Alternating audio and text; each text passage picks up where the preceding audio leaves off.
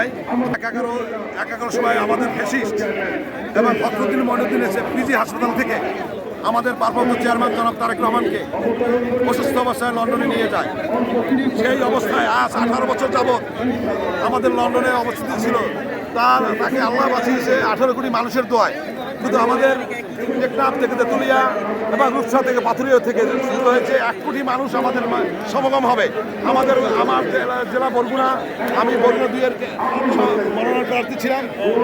সেখান থেকে মিনিমাম 50,000 1 লাখ লোক আমাদের এই আজকে 300 মিনিটে উপস্থিত হয়েছেন।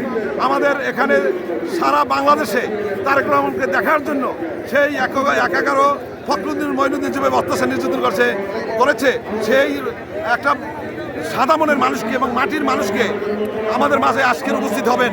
সেই জন্যই হাঁটেটি পাপা করে আজকে 300 মিনিটে উপস্থিত হয়েছেন। আলহামদুলিল্লাহ আজকে রণক্ষেত্র হবে, ইতিহাস রচনা করে দেবে যে তারেক রহমানের গণজোয়ার সৃষ্টি হয়েছে এবং তার আদর্শ অনুভূত হয়ে সারা বাংলাদেশের মানুষ জাগ্রত এবং এই ঐতিহাসিক স্বদেশ প্রত্যাবর্তন উপলক্ষে আজকের উনি আমাদের উদ্দেশ্যে এবং 18 কোটি মানুষের উদ্দেশ্যে ভাষণ দিবেন।